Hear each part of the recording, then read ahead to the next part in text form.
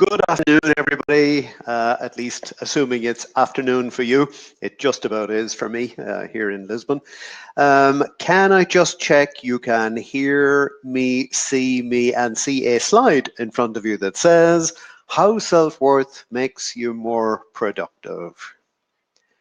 Because I just need to get a little answering echo from you to make sure the technology is working. Sound, lights, and slides. No messages? Oh dear. Do I need to worry?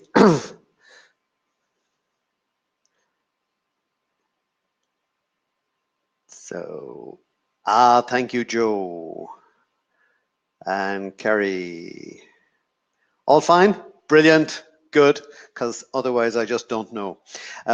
Superb. Well, I make it just a minute after 12, so let's just get started. Just give me 1 second to deal with technology here, and we're good to go. So, not surprisingly, we are the subject of self-worth appears, as many of you know. This launches tomorrow, the Self-Worth Safari on Amazon. Last chance for pre-orders, but I'm not here to sell you. We're here to talk today as to one of the very specific benefits of self-worth, which is how it makes you more productive. We'll be looking at other benefits in the months to come, but in particular today we want to look at productivity and how self-worth can be a game changer in terms of how we get through the day, get through the task list, and actually get things done. To start with, we're going to look a little bit at how emotional energy gets depleted, a bit like my voice. Sorry, too many phone calls this morning. And we're going to look at some specific pitfalls for the self-employed or people who are running their own business, because there's an additional burden, if you like, cast upon them. And we're going to talk then a little bit about how self-worth is a game changer there in terms of emotional energy. We're going to, towards the end, explore some habits that are worth developing and some of the benefits, very tangible benefits that those habits bring. We'll round off with a few daily tips. I've kind of planned this for about 50 minutes. There's a little bit of leeway. I'll be keeping an eye down there, which is on the comment and chat box. So if there's anything that you want to comment on, etc., feel free. So let's look at some of the typical scenarios in which self-worth might take a hit. Let me give a classic example from my own experience. Again, it's narrated in the book. One of these webinars, beginning of last year, I can't remember, was it January or February, we had something like 260 people registered for it. And we practiced everything and prepared everything because we were new to Demio, new to this platform, except we forgot one little detail, which there was a configuration limit of 100 people on the call. So all went fine. I thought it was a bit odd that the attendance peaked exactly at 100, but didn't pay too much attention, a bit like now, but got off the webinar to get a host of emails in my inbox from some quite irate people who had scheduled an hour in their diary but could not get onto the call. I don't have to tell you what happened. My self-worth, self-esteem, self-whatever, call it what you will, it was like, oh no. And I don't know about you, but I take mistakes to heart. I know I shouldn't, but I just do. You know, I don't like them. And these, particularly for professionals who have values around excellence, I've noticed that mistakes are personal. You know, they're not just unfortunate events, or they're not just irritating stones in the shoe of the customer relationship. All too often, they are in fact very personal. Net result: emotional energy takes a hit. You get cranky, annoyed, apprehensive about what else we might be forgetting, etc., etc. Self-worth suffers. Other scenarios: criticism, particularly unjustified criticism. I notice that has particular power to really get to us sometimes. It's one thing if criticism is justified, but it's entirely another if it's not. And we often perceive that it's not, because the way in which it's delivered sometimes doesn't help. But that's not about them. This is about us. The way in which we can suffer if we get unjustified criticism from a client, from a boss, can ruin an entire day or even an entire week. And the other example, which many entrepreneurs would be familiar with, is the scenario of rejection or setback. Now, they are different things, but the effect on self-worth is pretty much the same. So you make a pitch, or you send in your proposal, or you do an interview, or you send in your CV, or whatever it is, and you get the no. We've found a bit better candidate, or whatever. That can hurt. And again, if you get a number of those in the same day or the same week, particularly if we get like 2 or 3 of them, important ones, hot on the heels of each other, and it could just be a deferral, it doesn't even have to be a no, that can have quite a significant impact on self-worth. I could add more. And feel free to, because that's why there's a little comment box there, which is shared with everybody, by the way. So feel free to share any other experiences that you find particularly helpful. If there's a lot of people sharing in one thing, we'll do a webinar on it. What I would like to go on today, rather than take up too much time with the problem, is actually talk a little bit about the solution. Before we do that, however, we need to, excuse me, we need to understand what's happening in the event of a setback, in the event of rejection, in the event where we find ourselves making a mistake. When that takes place, we have indeed got the problem, the thing that took place, and maybe even some practical real-world implications of that problem. But we also have the penalty points, as my colleague Monica Majvaldova describes it. The penalty points that arrive because of blaming myself. It's the additional burden or the additional load of self-reproach from which we suffer. When we've already got a problem to deal with, the last thing we need is this extra layer of penalty points. And as described in a whole chapter in this book, a lot of self-worth is about getting rid of these penalty points that actually serve no purpose whatever. And that's just one way to lose energy. There are many others. We can, as I just outlined, lose energy through self-reproach. We can lose a lot of energy proving that I was right. It's an illness in some professions. This absolute imperative to be right at all costs. Looking for attention or looking for validation, either way around.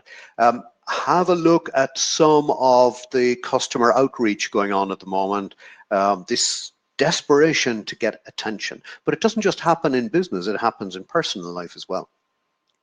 The seeking of permission to do something or approval for doing something is again another way to waste a lot of energy. Why not just try it and see? The power play that can often go on. It's particularly insidious when it's a manager who does this, who feels the need to assert their power over other people by disagreeing with their approach or by pointing out the defects in their solution, which is often no more than power play.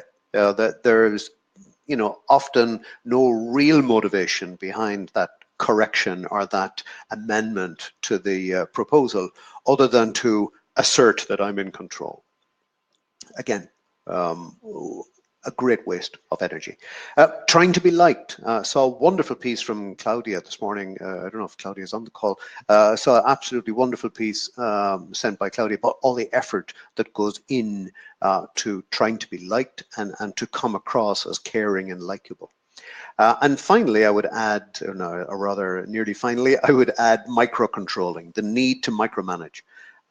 In early career, I had a micromanaging boss for 2.5 years, and it was hell. That been where every day, where every movement, where every meeting had to be accounted for, where every block of work needed, almost hour by hour commentary.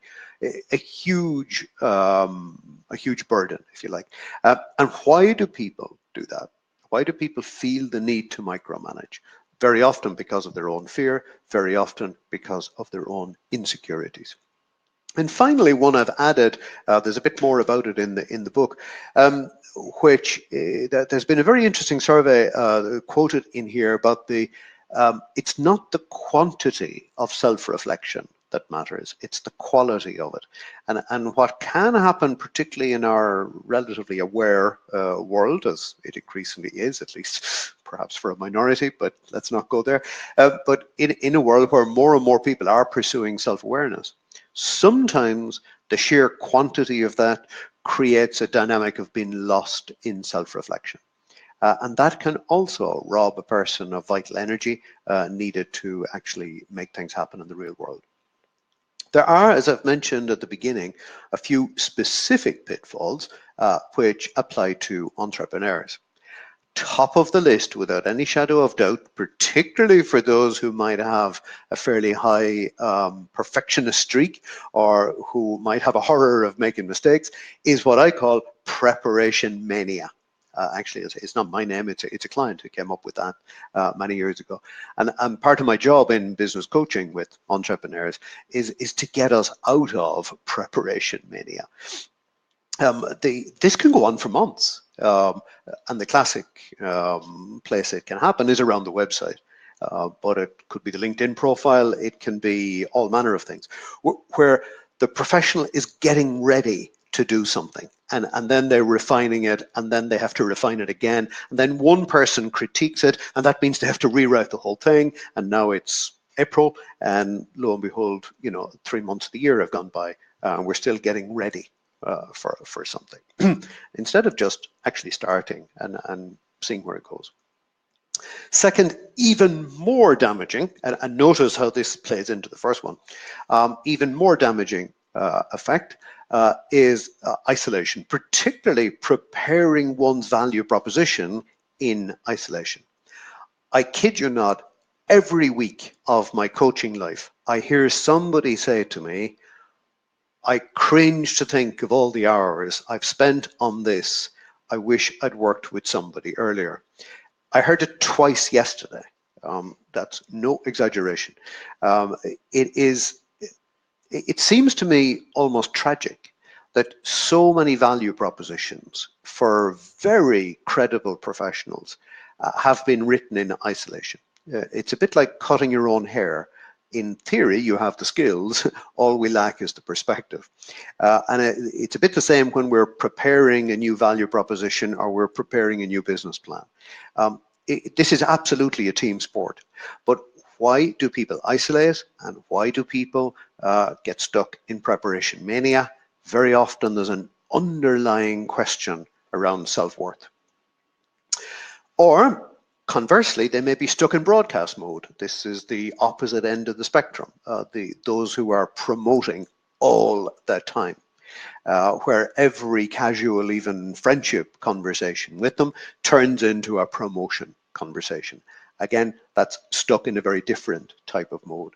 And finally, I would add the fourth risk, and this is not a complete list, we could carry on, but we do want to get to solutions, it's just been lost in delivery. And that frequently means just lost in the task list, stuck in task mode, as a COO once described it to me. Just that permanent execution, blinkers, a bit like the plow horse with the blinkers on. That's the effect of being stuck in task mode. And Florence has just added a comment that preparation mania can also be over preparation as part of client work. Absolutely. It's not just in terms of our own business development, as Florence has just remarked, that absolutely can also apply to, I see there's Madalena just set the chat to public, right? Not sure what happened before that. I hope you're seeing Florence's comment that preparation mania can also be over preparation as part of client work. Sorry. Okay, I'm not good at multitasking. Let's go back to this. I'll come back to this in a moment. So key distinction in the book, some of you know it already, not going to labor it, order it from Amazon if you want to read more, that diagram is in it. Self-worth, different to self-esteem. Indeed, the problems of preparation mania and the problems of the trauma associated with mistakes often come from over-reliance on self-esteem. Self-esteem is our reputation with ourselves. And when anything tarnishes that, that can be a huge drama. And self-worth is different. Self-worth comes from within. It does not come from your performance. So you can be rejected 3 times in a week and still have self-worth. Your self-esteem, of course, may take a hit. Indeed, it's kind of healthy that it should. Because if we claim to be immune from these things, we might just be in denial. But self-worth comes from within, not from your performance. And therefore, it's unconditional. It doesn't require proving. So you don't need to go to a meeting and get feedback from your boss in order to have self-worth. You don't even need to get through your to-do list today in order to prove you have self-worth. You have it before you start. You have it even if you don't have a to-do list. It's not to-do related. And for that reason, it's the strongest possible foundation. It represents very deep roots for day-to-day productivity. Let's see that in action. Let's apply it to some of the issues we've just mentioned. Let's begin with that classic chestnut that I'm sure we can all relate to about dealing with mistakes. What happens if you have self-worth? How do you deal with mistakes? Feel free to use the chat box. If you've got self-worth, how will that change how you deal with mistakes? As Amy has just said, you will be especially kind to yourself in that moment. Yeah, forgive myself more easily. Again, something we find very hard to do for ourselves. Gail's comment about forgiveness is really significant. We often can be very forgiving with other people, even and particularly when they make mistakes. But we can be very harsh on ourselves, and for much, much longer. For a much longer, it's got a long tail, this lack of forgiveness. Learn from them, absolutely. The beauty of self-worth is it allows us to take that step back, going, okay, what could I have done differently? What could have been different here? If I were to do that again, what would be different? We can take the learning in a minute or 2 or 5 or whatever is appropriate, and then very much as Kerry said, move on. With the self-esteem preoccupation, we often get so preoccupied about what it says about us, and very often in resulting self-justification, we don't actually do the learning. Because all the energy goes into self-justification, goes into propping up this facade, sometimes called self-esteem. And even if it's not a facade, even if it's real, think of all the energy that goes into maintaining it. Lots of comments coming in now. Looking at the glass half full, Gail says. Exactly. What learnings can I take as opposed to what can I blame myself with? It's the blaming of self that's the problem. No problem with reproaching the action. You know, if I do something I shouldn't have, if I catch the train into Lisbon and forget to won my ticket, I might reproach myself for doing that. Fine. If I'm still reproaching myself for that all week, that's a problem. And it's this self-blaming that we want to get rid of. Okay, that was an easy one. Let's get into some of the, well, before we do, let me just, what this is all about is about valuing ourselves versus proving ourselves. It's stepping off that hamster wheel of self-esteem. Because self-esteem keeps us on a hamster wheel, trying to maintain it, all the time. And the invitation in this book is, you know what? You don't have to. You're okay already. If you're okay already, then the day-to-day actions become actions about valuing oneself rather than proving oneself. And for people who've been brought up by an education and a culture which constantly tells you you have to prove yourself. I heard it so recently last week in London about somebody who had been to a school reunion, and the message coming from the head teacher at the presentation was, you need to keep proving yourself, kids. And the lady who relayed this to me went, I wanted to scream, exactly the opposite of valuing oneself. It was, you have to prove yourself, prove yourself, prove yourself all the time. Let's take another application. We've talked about making mistakes. Let's take one that many entrepreneurs will be familiar with, but not only. Anyone working in sales, anyone who has to deal with very arbitrary assessments coming through 360 appraisals in organizations. Need I go on?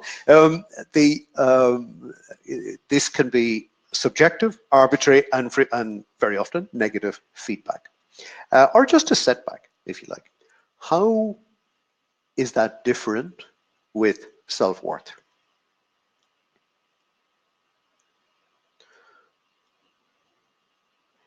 And reading Gail's last remark, it is indeed dreadful pressure to put on kids, and when you add this one to it, negative feedback, which again, they're getting all the time, particularly in an education system, then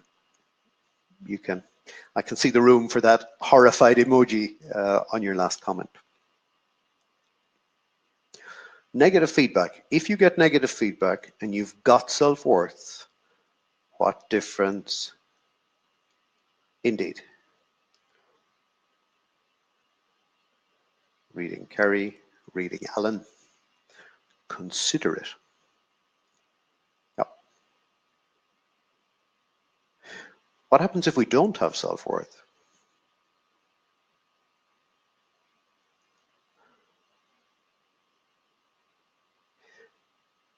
I would suggest that sometimes the presence of self-worth is more obvious by its absence. If we don't have self-worth, what will we tend to do with negative? Crush, exactly. That's the word I'm looking for. Actually, that's even better than the word I was looking for. It's that being crushed by it. In the book, there's a description of a lady who described herself as being gutted by some feedback that she received. That visceral sense of disembowelment was so obvious in her choice of words, and it was not accidental. It was, or as Florence has just mentioned, withdrawing. That's the pulling back into the shell. And again, notice how that ties into the issues of isolation that we discussed earlier in the call. In fact, this is one of the reasons why people avoid seeking feedback, because if it's negative, they know it's going to have a bad effect on them. So sometimes that can make it very hard to deal with, or often we duck around feedback conversations. Okay, I think we've highlighted that one. And finally, your proposal or your CV, depending on which world you're in, gets rejected. That's a bin there, by the way. It took me a while to work it out. I was going, what are 3 tulips doing next to a gate? But it is a bin. If your proposal or your CV or your application or your candidature or whatever gets rejected, what difference does self-worth make? Or you get rejected in love. It's the same dynamic.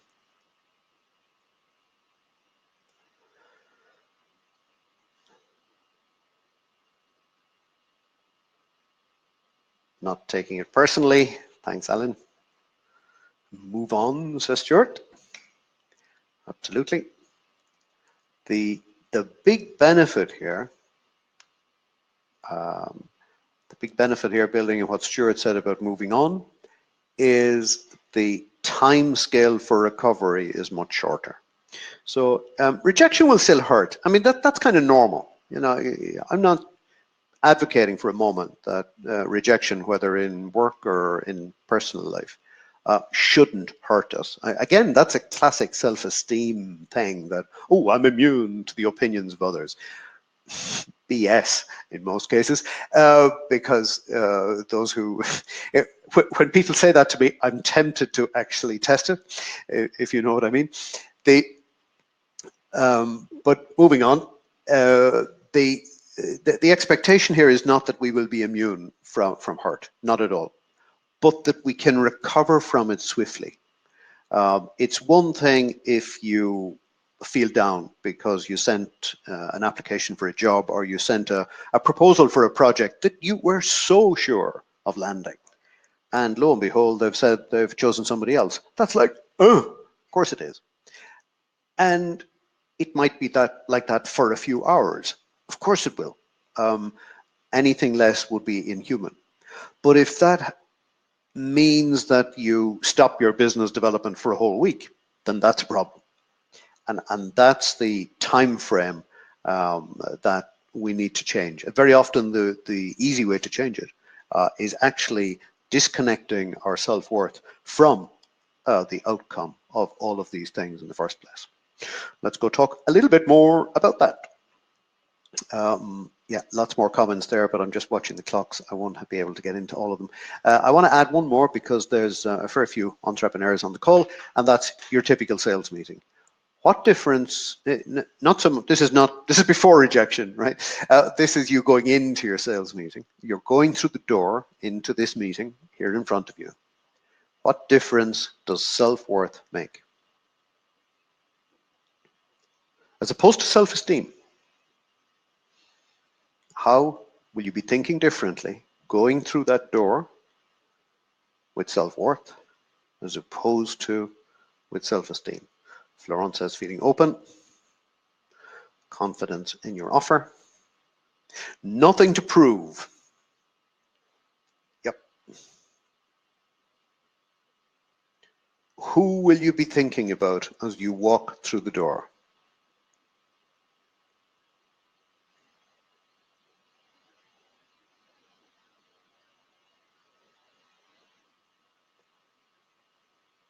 Yep. Great. I'm reading the comments here. I have, yeah. This in practice, when I worked this one out rather slowly and painfully, I had. You don't have to. It allowed me to walk through the door thinking about them rather than thinking about me. And I remember the first day it happened, I was going to see a law firm in London. And by the way, I didn't get the job, just the project. And so the self-worth got tested, if you like. But in going through the door for that meeting, I made a conscious switch to thinking about them rather than thinking about myself. And it allowed me to have a much more assured meeting than I otherwise would have. And whether one gets the job or whether one gets the project or not is not the point. It frees us up to be on their agenda rather than trying to validate our own offer or validate our own approach. You're not there to validate your own stuff. You already know your stuff. You're there to assess them, not for them to assess you. And that mindset, I've since, this is, 2 decades plus later, nearly, never mind, long enough. The benefits this has brought has far, probably one of the greatest insights or one of the greatest realizations that I've ever had in sales is that when we free ourselves up to think about them rather than think about ourselves, it allows for that openness that Florent has already described. It allows us to bring our value proposition in a much more compelling way because you're able to relay it in terms of their agenda. Changes how you prepare for the meeting, changes how you conduct the meeting, changes the question you ask. And one of the joys of my day-to-day life at the moment is doing the briefing and debriefing for each of these meetings with individual professionals, coaching as we prepare for them, and as we debrief afterwards, and seeing the impact, not just, if it was just me, it would be a fluke, but watching this since work for hundreds of other people, when we free ourselves up from the need for validation, when we get off the hamster wheel of self-esteem, and when we instead root our business development activities firmly in the soil of self-worth, total game changer. I mean, serious euro signs, pound signs, dollar signs, whatever signs you want, dinero signs. There are very, very tangible benefits for that shift. So, summing up, swift recovery from setbacks, less insecurity, more energy and stamina, greater creativity, which I haven't even touched yet, probably won't get time to, a genuine focus on others, because when you go through the door, you're not just going through with the purpose of manipulating them into or seducing them for your value proposition. You're going through the door with a genuine focus on the other people and what they want to achieve. And whether you're in a work context with colleagues, whether you're in a sales context, in selling to businesses, whether you are self-employed, whatever place you're in, that genuine focus on others always brings one benefit, time after time after time. And that's the key word, trust. And amazingly, that can be true even if you're very introverted or your people-to-people skills are not great. Somehow, and I don't know how, it's bordering on witchcraft, but somehow people pick up on what our intention is. So when we go through that door with a genuine intention to do the best job we can for the client, even if it's not going to be us, then somehow they know it. And they know it without it ever being discussed. Whether it's the body language, whether it's just the way your eyes move, I honestly, I cannot explain the how, but I can absolutely vouch for the effect that it has when we go through the door with enough self-worth to be free to focus on them. Not focusing on them in order to get their validation. That will fail. And again, they pick up on that too. Again, don't ask me how. But whether it's in the hesitance of the questions or whether it's in the over rapid eye movement or whatever it might be, I'm sure it's micro signals rather than anything big. But however and wherever it happens, this genuine focus on other people always builds trust. But you can only do that if you're not seeking validation. And you can only do that if you've got enough self-worth already. That's how it's different to self-esteem. Self-esteem has people talking a lot about themselves and their achievements in order to build trust, which can work. I'm not saying that it never does, but when you actually go through that door with self-worth in place, you're not primarily focusing on you at all. You're focusing on the key questions you're going to ask to establish what they need. And then, at an appropriate time, you will, of course, ask about yourself. I'm reading Gail's comment and wondering if she actually got the job. But more on that later. You don't have to answer, Gail. It also, for exactly the same reasons. I love honest answers. The real life is just not Hollywood, is it? For exactly the same reasons, the same applies to teamwork. Again, haven't we all been in that team where somebody was desperate to prove themselves? What impact does that have? That their constant need to talk, even when they don't actually. Just saw Gail's comment. Their constant need to talk, even when they have nothing to contribute. Just think of how much shorter meetings would be if people only spoke when they had something to contribute. And finally, decision making, about which that could be a whole webinar. But when we have the ability, when we have self-worth, then it's easier for us to make decisions. Why? Because we're not paralyzed by the fear of getting them wrong. And I would add just happiness. The very, very first words in the book are, this is a book about being happy. Because we're losing the battle on happiness. The statistics, sadly, are in the book. But whether we measure this by stress, whether we're measuring it by rising levels of prescription medication, and the numbers there are just breathtaking. Since the book was published, I saw an article in Ireland called "Prescription Nation." Apparently, we have one of the highest rates of prescribed drug rates, or however you describe that, anywhere in Europe. Astonishing fact. But when we have self-worth, then we have a better basis for a greater lightness and joy. So how do we build it? Well, top of the list is start noticing these assessments. Very first shift in the book is about stopping the assessments, and to stop them, you got to notice them. Not just the negative assessments, but even the positive ones too. You don't need them, neither the positive ones nor the negative ones. So the habit here is to stop assessing and start asserting. So, you don't need to ask yourself, how did I do in that meeting? Just move on. You don't need the adjectives. These adjectives are not reality. Much more about that in the book. Craft your own personal mantra. Lovely one from Mari in Brussels that went, how does it go? I am enough, I do enough, and I have enough.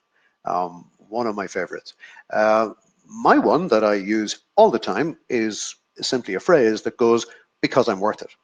And whether I am shopping, or whether I am treating myself to something, or just going for a half-hour walk, then reminding myself that I am entitled to that act of friendship with myself is a great help. So craft your own personal mantra so that you can do things as an expression of that loyalty to yourself, rather than yet another condition for self-esteem. And if you link this to a physical action, that's even better. My favorite, ta-da, mind you, I need it today for the throat, but even without that, even right now in the space of that rather public moment, I reminded myself that I'm watering my self-worth, literally, as I drink. Choose a specific focus. Love that one, Florence. Choose a specific focus for self-acceptance. Now, this is different for everybody. For some, it's about accepting the talents they have and the talents they don't. For others, it might be accepting their relationship status. For still others, it might be about accepting whether they're a morning person or an evening person. This is not a one-size-fits-all. But nearly everyone I've coached over the last few years has benefited enormously from just choosing some area that they decide that they're just going to accept it as it is. That could be the way they do their admin. That could be how they live with messy day. Exactly, it's letting go. It's allowing ourselves to let go of expectations. And the mother of all problems when it comes to a difficult relationship with self is expectations. To notice the situations, and again, without judgment, but notice the situations when you are proving yourself. Are there particular meetings where you feel the need to do so? Are there others when you don't? Some of this will just be down to being new, doing something. If you start doing webinars, you will be trying to prove yourself to begin with. But hopefully, at a certain moment, you can let that go. It's reasonable when we're starting to do something that we might be trying to prove ourselves. That's okay. But if that becomes the primary motivation, it will actually cast a shadow over the activity. And whether that's public speaking, whether that's webinars, whether that's a new product line you're bringing out, whatever it might be, just notice the situations where you are proving yourself. And ask why. Why do I need to prove myself here? Very often, these are very old voices that go all the way back to when we were much smaller. One of my favorites, one of my absolute favorites, it's the power of being interested versus being interesting. Again, going back to that sales meeting, if you walk through that door being interested, you're going to conduct a different meeting than if you're trying to be interesting. It's one of the shifts in the book described in the chapter on friendship, but actually it could have been any chapter of the book. Being interested is an extraordinary weapon. I worked with a non-profit in Brussels a couple of years ago, and there was a guy there in the room, quite a young professional, and he dropped his pen on the table and he went, "Oh my God, I can have any meeting I want with anybody." And it was like a eureka moment for him. Still get emails from him. I had one last month, actually. He still reaches out from time to time to just ping me some little nugget around this or something he's done as a result. And I love getting these little ripples, if you like, that happen later. Not because of me, but because I love to see how an approach continues to produce benefit, where the ripples just carry on and on. And one of those really powerful habits is whenever you find yourself, noticing, when you notice under number 5 that you're trying to prove yourself, switch to being interested instead. Or curious, if you prefer the word curiosity. If you can be curious, if you can be interested, rather than trying to be interesting, it really does transform the way you come across. And by the way, this applies to friendship as well. And one of my favorite questions is, what would a loyal friend do or say now? Just seeing the last question, Milan, it's called the self-worth safari. I'll come to that at the end of the webinar. Thanks, Gail. What would a loyal friend do or say now? In many cases, all we have to do is upgrade our friendship with ourselves to the same level that we would already be giving to other people. Because very often our friendship with ourselves is here and our level of friendship with other people is here. We have this strange way of being less friendly towards ourselves than we would be to others. Now, some will say this is the application of self-compassion, and it is. It is very much about self-compassion. And a lot of what's in the Self-Worth Safari echoes what Kristen Neff has written, Christopher Germer, and many other authors on self-compassion. However, there's one nuance that's different. In order to do self-compassion, you have to believe you are worth it. And this is the challenge under number 7. It's or really numbers 1 and 2. Are you willing to make that declaration that you're worth it in order to justify the actions of self-compassion? Imagine the result. Imagine, as I've said earlier, if people only spoke in meetings when they really had something to say. That would be quite a change, wouldn't it? Wouldn't it be amazing if managers, instead of making people's life hell in order to prove themselves, actually stopped needing to do so in the first place? Eureka. Wouldn't it be amazing when you went to see a professional if they were really interested in your issues rather than trying to demonstrate their ego or their performance?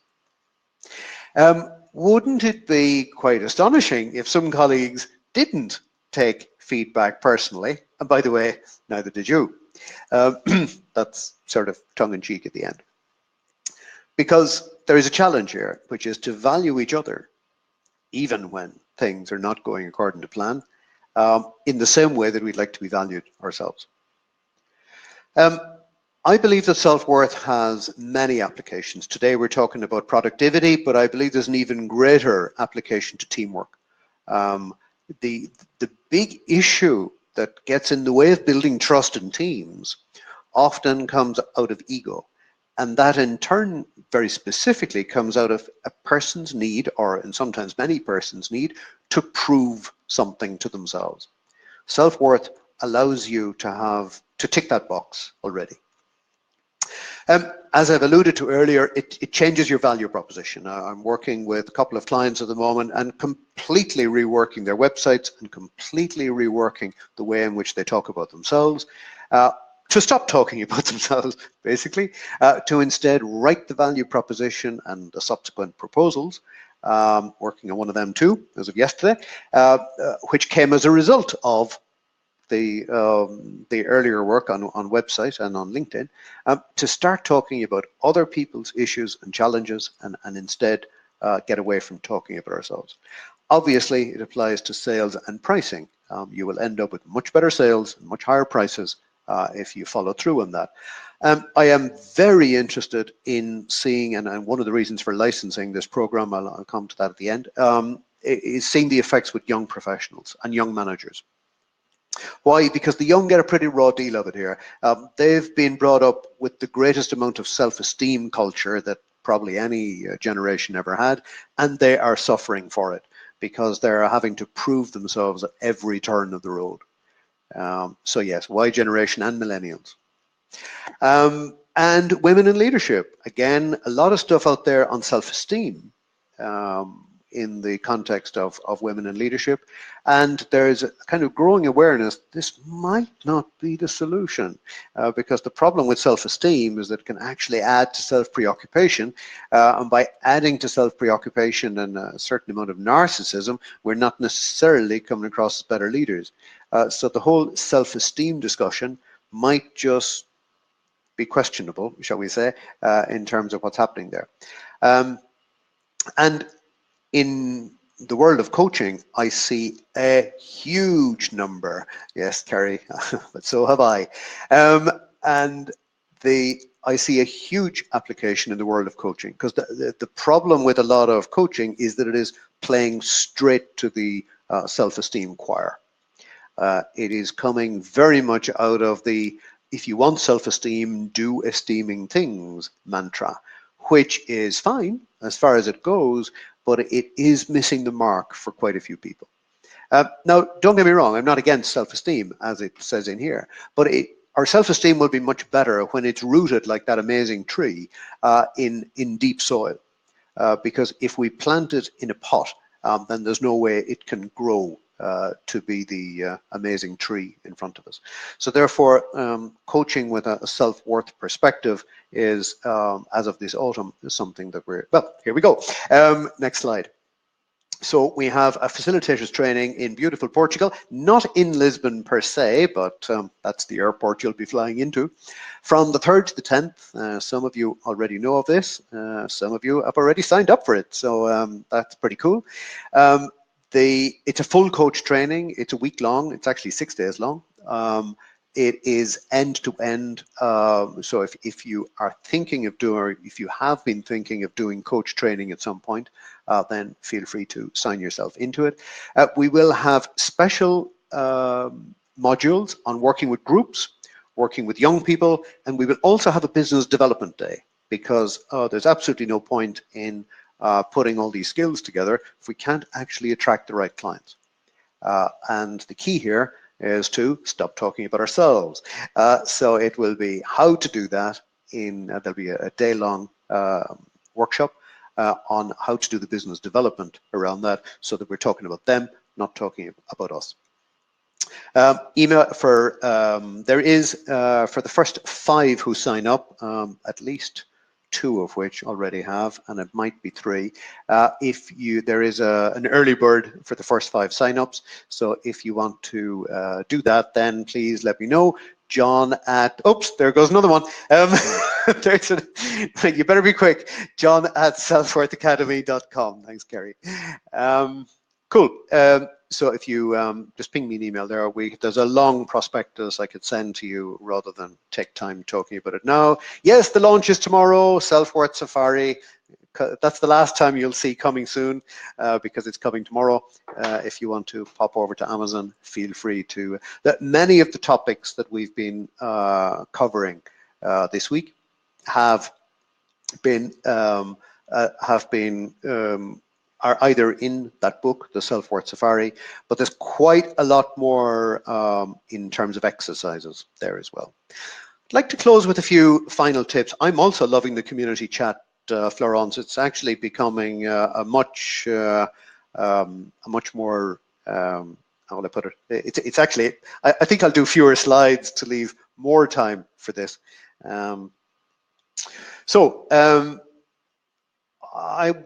A few tips, practical things. Take little breaks. one of the things I did just before this webinar is I switched off from emails, from the phone, from whatever, for a 15-minute period, just to, well, I actually made a drink of tea. I filled that water jug and just gave myself a 15-minute break, because I forget to do things like that, and do it with the intention of being a friend to yourself. Frequent treats, whatever they may be. I'm not going to do any health coaching on this call, nor any other kind. Connect with others who get it. When people, I think one of the reasons that this chat might be working the way it is that when we start to connect with other people who get that distinction between valuing ourselves and proving ourselves, the conversations get really interesting. Why? Because people drop the masks, they drop the role play. We saw this in London last week at Human Space. We are seeing it, more and more places I go now when I'm getting together with groups of people who are into this. They become more human because there's no need to validate, there's no need to pretend, there's no need to be anybody other than ourselves. And when we start connecting one with another on that basis, it becomes, the friendship flourishes and the business conversations get real.